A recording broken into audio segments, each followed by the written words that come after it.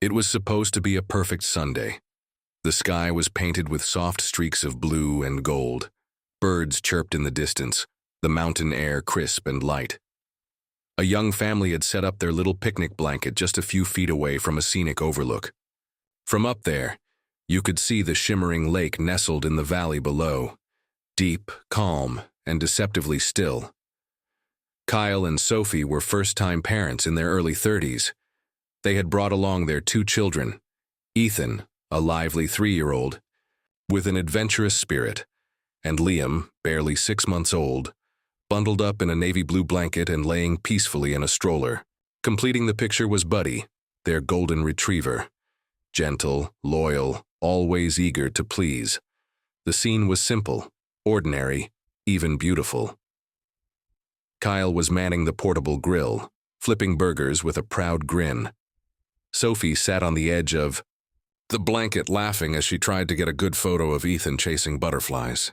The stroller sat a few feet behind her, parked on what seemed like flat ground. Buddy, however, wasn't at ease. His ears perked up, tail stiff. He had been watching the stroller since they arrived, glancing nervously between the baby and the edge of the cliff just a short distance away. The grassy slope that led down to it was deceptively gentle, until it wasn't. Suddenly, Buddy stood up and trotted over to Kyle. He barked once, sharp and loud, then again and again. He nudged. Kyle's leg turned and looked toward the stroller. Kyle glanced down, confused. "What is it, boy?" But the grill was sizzling and the burgers were almost done. He gave Buddy a quick pat on the head and turned back. Unconvinced, Buddy went to Sophie. This time he barked louder, more urgently, pacing between her and the high stroller. She furrowed her brow. "Buddy, what's gotten into you today?" she said, half amused, half annoyed. "Go play." She pointed toward the open grass. Buddy hesitated, whined, then slowly backed away, still facing the stroller, still barking softly. And no one noticed that Ethan, ever the curious explorer, had wandered over to the stroller. With tiny hands gripping the handle, he gave it a push, just a small one. The wheels rolled forward, slowly, almost silently, and then began to pick up speed. Buddy froze for a split second, then he ran.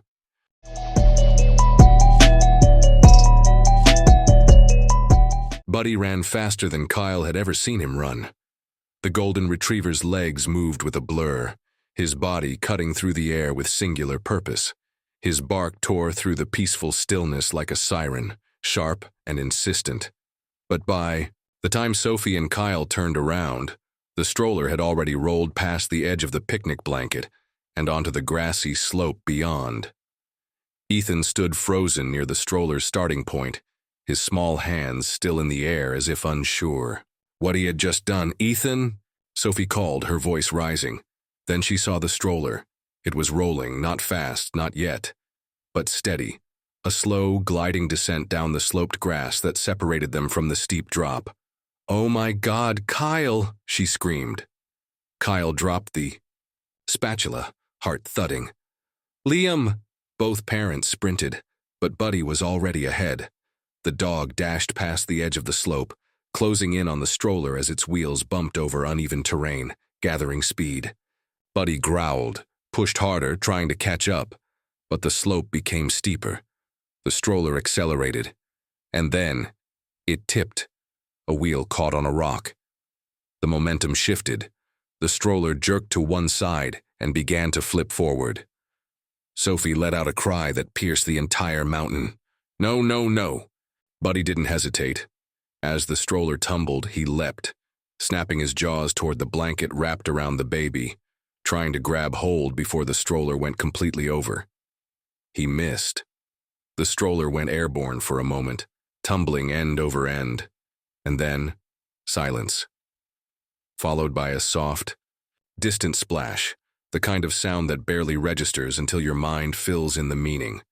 Below the overlook was a lake, cold, deep, surrounded by jagged rocks and a shoreline nearly inaccessible from above. For one long second, everything stood still. Then Buddy growled again, lower this time, almost like a rumble from deep in his chest. He bolted for the edge. "No, Buddy, stop!" Kyle yelled. but the words were swallowed by panic. But he didn't stop. He disappeared over the ridge. Kyle reached the edge seconds later and dropped to his knees, peering over the side. Below, the water rippled in wide circles. The stroller had vanished. No trace of Liam. No sound. Sophie collapsed next to him, sobbing uncontrollably. Ethan clung to her side, confused and frightened, tears starting to well in his wide eyes. Kyle scanned the slope. There was a narrow trail, a hiker's path, winding down the side of the hill toward the lake, barely visible through the brush. "I'm going," he said, already on his feet. "Call 911. Sophie screamed after him, digging for her phone. With shaking hands, Kyle didn't look back. Down the slope he ran, sliding, tripping, grabbing branches for balance. Rocks scraped his knees. His breath came in panicked gasps. "Please, please," and still no sign of Buddy. No sign of Liam. Every second felt like an eternity. Back on top, Sophie got through to emergency services. Her voice shook so hard the operator could barely understand her. "My baby, he fell, in the lake. He's a baby, my dog jumped in after him. Please, please, send someone." Meanwhile, Ethan stood silently, eyes fixed on the edge of the slope. He whispered, "Is Liam gone?" Sophie grabbed him, hugged him tightly. "No, baby, no. Buddy's gonna bring him back, he has to." At that moment, a splash echoed from below. Kyle stopped in his tracks halfway down the slope. Another splash. Then, movement in the water. A golden head emerged, soaked, ears flattened. In its mouth, something small, something limp, wrapped in soaked blue fabric. "Buddy?" Kyle's voice cracked. The dog kicked powerfully, swimming with everything. He had. Every stroke was slower than the last. He was clearly struggling. The weight of the baby, the cold, the distance, it was too much. Kyle jumped the last few feet to the water's edge. "Come on, Buddy. You can do it." The retriever gave one last push forward and reached the rocky bank. Kyle waded in, scooped Liam from the dog's jaws with trembling hands.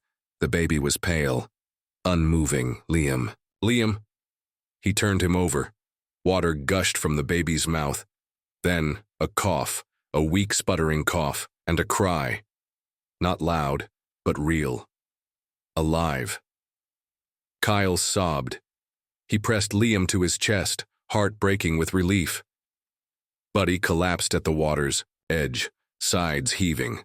His eyes met Kyle's, and for the first time in his life, Kyle understood something without needing words. He hadn't listened, but Buddy had never stopped trying to be heard.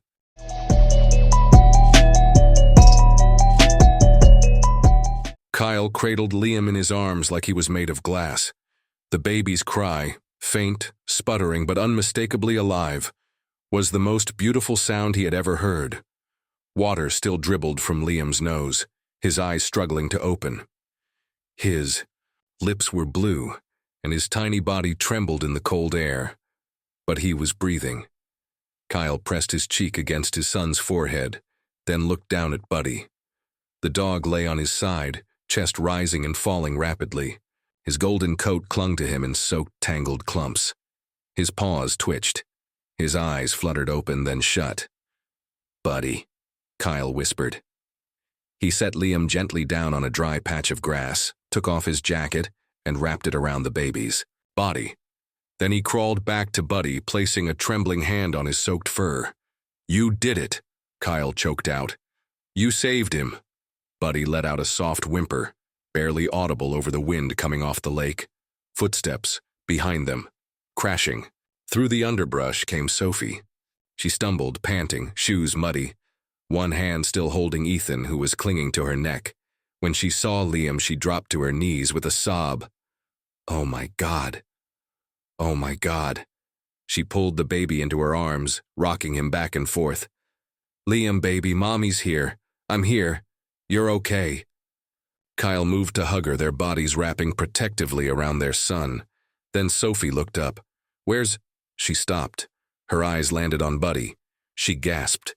"Is he—" Kyle shook his head. "He's alive. But barely. He swam all the way. He pulled Liam out himself." Ethan, still gripping his mother tightly, looked at Buddy and whispered, He's a superhero dog. They stayed there, all of them huddled at the water's edge, waiting for the sound of sirens. Sophie had barely been able to explain the location on the phone, and they had no idea how long it would take for help to arrive. Minutes passed. Every second felt fragile. Liam began to warm under Sophie's jacket. His crying faded and he drifted into sleep, fitful but peaceful. Buddy remained still. Kyle kept whispering to him, "You're okay, boy. You're okay. Just hang on." Then, finally, the sound they had been aching for. Sirens. Faint at first, but growing louder. A rescue team appeared at the top of the hill, shouting as they searched the cliffs. Kyle stood and waved his arms. "Down here! Over here!" Moments later, ropes were lowered. Emergency responders began their descent. What followed was a blur of stretchers, thermal blankets, oxygen masks. The paramedics took Liam first. One of them, a young woman, checked his pulse and pupils. "He's lucky," she said softly. "Very lucky." Then she looked at Buddy. "Is the dog okay?" Kyle nodded, but barely. He's the reason my son's alive," the medic knelt by Buddy and began checking his vitals. Exhaustion, hypothermia. Probably pulled a muscle or two. He's not out of danger. "We'll get him up too," said another rescuer. "He goes with us." Sophie sobbed with gratitude. As the rescue crew prepared to lift the baby and Buddy back up the cliff, Kyle stayed by their side. He insisted on helping carry Buddy's stretcher, refusing to leave him behind. When they finally reached the top, a small crowd had gathered. Hikers, locals, drawn by the noise. They watched in silence as the stretchers were carried past, and then a soft ripple of clapping. It started with one woman, then spread, gentle and reverent. Not for the parents, not for the rescuers, for the dog, for the creature, who had done what no human had noticed needed doing. Buddy was loaded into the ambulance alongside Liam. Sophie went in with them, holding Liam close. Kyle stayed outside for a moment longer, watching the door close.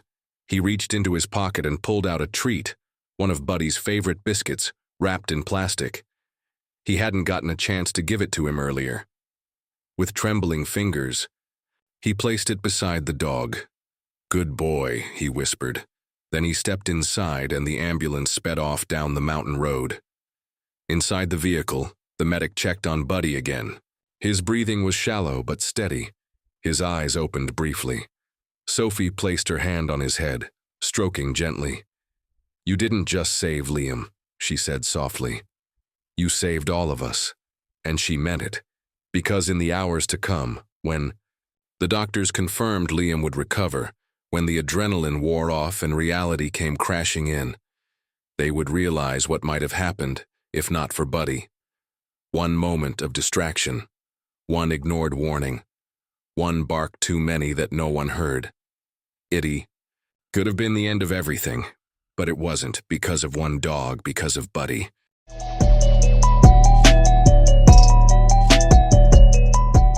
The hospital was quiet in the way hospitals often are, filled with tension wrapped in soft beeping monitors and sterile white light. Sophie sat in the pediatric wing, one hand cradling Liam, the other resting protectively on his belly, as if afraid that letting go might invite danger back in. Liam was stable. Doctors said he would make a full recovery. His temperature had returned to normal, his lungs were clear, and though he was still under close observation, the worst was over. Kyle stood nearby, arms crossed over his chest, eyes fixed on his son as though watching a miracle unfold in slow motion. But Liam wasn't the only one in recovery. 2 doors down, Buddy lay in a quiet exam room at the animal hospital section of the building. A vet tech named Rachel hovered beside him, checking IV drips and gently rubbing his ears. "He's a fighter," she said as Kyle peeked through the small glass window. "Borderline hypothermia, overworked muscles, some bruising along his ribs. Probably from the rocks, but he made it." Kyle stepped in and approached slowly. Buddy's eyes flicked open. "Hey, Buddy," Kyle whispered, voice thick. "You're still with us." He crouched beside the table and stroked Buddy's head. "I never listened, did I? All that barking, all that pacing. You were trying to tell me something." and I told you to be quiet." Buddy let out a soft sigh. For the first time since the rescue, Kyle smiled. "It's okay. I'm listening now." The next day, when Liam was cleared to go home, the family made a stop by Buddy's room. Sophie held Liam in her arms. Ethan stood beside her, a handmade sign clutched in both hands. In crayon, with uneven lettering and little paw prints, it read, "Thank you for saving my brother." "Can I give it to him?" Ethan asked. The nurse nodded and opened the door. Buddy was lying on a padded mat, head lifted weakly. Ethan tiptoed forward, eyes wide. He gently placed the sign next to Buddy's paw. "Hi, Buddy. I didn't mean to push the stroller," he said, voice tiny. "I was just trying to play. I'm sorry." Buddy gave a little wag of his tail. Then Ethan reached into his jacket pocket and pulled out a dog treat. "It's your superhero snack." He placed it beside the sign. Kyle knelt down, looking at the dog who had changed everything. "We talked about this last night, didn't we, Soph?" Sophie nodded, brushing a tear from her cheek. "You're not just our pet," Kyle said. "You're family." Buddy blinked slowly. Kyle turned to the nurse. "Can he come home with us when he's ready?" The nurse smiled. "He's ready. He'd heal faster with you all around." Back at home, life resumed, slowly, carefully. Liam slept more than usual. Buddy moved a little slower, his steps tender and deliberate, but they both were healing. Sophie placed Liam's crib closer to the living room couch, where Buddy often rested. At night he lay near the crib, eyes half open, ears alert. Not once did they shoo him away. Kyle built a small ramp to help Buddy get onto the porch. Ethan started drawing Super Buddy comics, stick figures of a caped dog leaping to catch falling babies. The story spread quickly. Local news stations picked it up. Headlines read, "Hero Dog Saves Infant from Cliffside Fall." Golden. Retriever's bark goes ignored. Then he leaps to rescue baby. Soon their mailbox overflowed with letters. Strangers from across the country writing to say thank you, to share how Buddy reminded them of a dog they once loved, or wished they'd understood better. Sophie sat on the porch one evening, reading a handwritten note aloud. "Sometimes we don't need heroes in capes. Sometimes we need a golden retriever with a bark we'll finally learn to hear." She folded the letter and looked at Kyle. "You know what this makes me wonder?" "What?" "How many warnings we miss, just because they don't come in." "Words," he nodded slowly. "Too many." There was a quiet moment. Then a bark. They both turned. Buddy stood up from his mat, tail wagging, ears perked. Not an alarm this time, but as if announcing, "I'm back." Kyle laughed. Okay, time for dinner." Buddy padded inside. That night, as they put Ethan to bed, he looked up and asked, "Can Buddy sleep in my room tonight?" Kyle and Sophie looked at each other. "Of course he can," Sophie said. Later, Kyle stood in the hallway watching as Buddy curled at the foot of Ethan's bed. One child safe, another sleeping, and a dog who had done more than save a life. He had retaught a family how to listen, how to trust, and how to love more deeply than ever before. Because the truth was simple. In the moment of greatest danger, the one who couldn't speak had been the one who understood everything.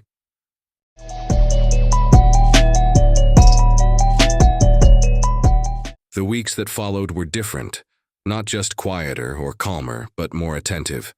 Every bark from Buddy, every whimper, every tilt of his head was now treated like a language. Kyle and Sophie found themselves instinctively pausing whenever Buddy reacted to something, learning to decode his sounds, his posture, even his silence. They had started listening, really listening, and it changed everything. At first it was subtle. One afternoon, Buddy barked toward the backyard just as Sophie was loading Liam into his stroller. Instead of brushing it off, she looked. A small snake, non-venomous, but still dangerous, was slithering across the walkway. She waited for it to pass before stepping out. Days later, Kyle was fixing the fence in the back when Buddy began circling the shed, barking with short, sharp bursts. Kyle followed and found that the gas line behind the grill had a slow leak. Buddy hadn't become smarter. They had just finally started to hear him. One evening, the family gathered around their dining table. Ethan was coloring a new drawing of Buddy, this time with a firefighter hat and a cape. "He's a fire dog today," Ethan explained, "because he saved us." Kyle chuckled. "He sure did." Sophie reached for her phone. "Hey, what do you think about this?" She turned the screen toward Kyle, an email from the mayor's office. They were planning a community event at the local park and wanted to honor Buddy with a special medal for bravery. Kyle raised his eyebrows. "Seriously?" Sophie nodded. Apparently, the story reached the mayor's desk. The news coverage, the social media posts. People are calling Buddy a national hero. Kyle looked down at Buddy, who was curled up under the table, snoring softly. "He doesn't even know what he did," he murmured. "Maybe that's why it means more," Sophie said. "He wasn't trying to be a hero. He was just doing what was right." The ceremony was simple, but beautiful. The mayor gave a short speech about loyalty, instinct, and the bond between animals and people. Then, with a crowd of local families watching, Buddy was called onto the stage. Ethan held his leash proudly, as Sophie and Kyle followed behind. A golden medallion was slipped around Buddy's neck, inscribed with the words, "For courage, loyalty, and the life you saved." Applause erupted. Buddy wagged his tail, blinked at the crowd, and yawned. Afterward, dozens of families came up to meet him, especially children. Some were shy, others bold. All of them touched Buddy's fur like they were meeting someone sacred. A little girl named Mia, around Ethan's age, knelt and whispered into Buddy's ear, "I hope my dog would do that for me." Back home that night, Sophie tucked Ethan into bed. The boy looked sleepy, but thoughtful. "Mom?" "Yeah, sweetheart." "Do you think Buddy can hear God?" Sophie paused, surprised. "What do you mean?" "Well," Ethan said slowly, "we didn't hear anything, but Buddy knew Liam was in trouble. So maybe he hears things we can't. Maybe he hears God." She leaned down and kissed his forehead. "I think Buddy hears something. Deep. Maybe not words. But something good. Something that tells him when someone needs help." Ethan nodded, satisfied. "Then I'm glad he lives with us." So were they. Over the next few months, Liam grew stronger. He learned to sit up, then crawl. Buddy stayed by his side for each milestone. When Liam took his first shaky steps, Buddy was the soft, patient landing pad every time he toppled over. Their bond became something silent but unshakable. Sophie often caught herself watching them, a baby barely able to walk and a dog already showing signs of aging, and she'd whisper, "You two saved each other." Kyle, meanwhile, had started volunteering with the local animal rescue shelter. He told Buddy's story to new adopters, reminding them not just of what dogs need, but what they know. One afternoon, he gave a talk at Ethan's preschool. He showed photos of Buddy, passed around copies of Ethan's drawings, and ended with a message. "Sometimes the ones who love us most are the quietest. We just have to learn to listen." That evening, he found a small note in Ethan's backpack. It was written in crayon. It said, "Dear Buddy, thank you for saving Liam. I'll always listen to you. Love, your family." Kyle kept the note in his wallet, just in case he ever forgot. And then one ordinary morning, something extraordinary happened again. Buddy was lying on the porch as usual, calm and content. But suddenly he perked up. His ears twitched. He stood and began growling low, not scared but alert. He walked to the edge of the porch, sniffing the air. Sophie stepped outside. "What is it, boy?" Buddy barked once, then twice, then looked straight at the neighbor's yard, toward the garage. Smoke, thin, pale at first, curling from the roof. Sophie's heart skipped. She grabbed her phone and ran, as firefighters arrived minutes later to handle what turned out to be an electrical fire. The neighbor stood shaking, tears in her eyes. "If your dog hadn't barked..." Sophie just smiled and bent down to stroke Buddy's fur. "He always knows."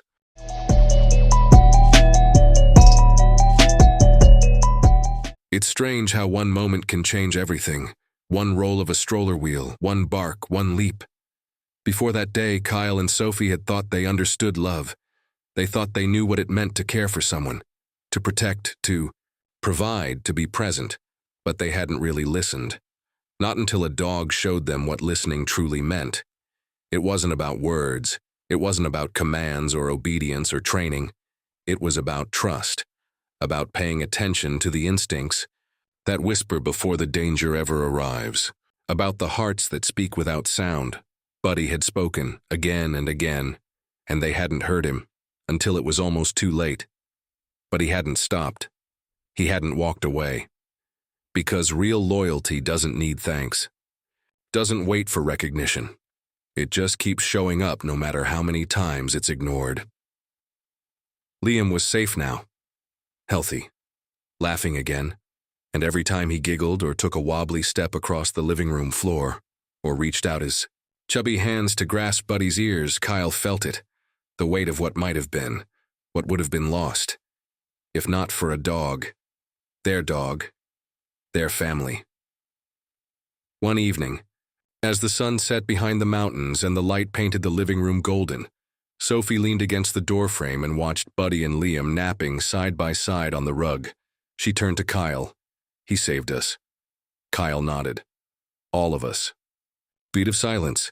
Then Ethan came running in from the yard, panting and wide-eyed. Mom! Dad! Buddy's barking again! Sophie looked toward the door, heart skipping, but this time she didn't wait. She and Kyle stepped outside, Ethan close behind. Buddy stood at the edge of the property, ears high, body tense, eyes fixed on something. Beyond the trees, a shadow moved at the edge of the woods. Something or someone was there. Buddy barked again, sharper this time. Sophie glanced at Kyle. He was already pulling out his phone. I'm calling the police, because this time, they listened.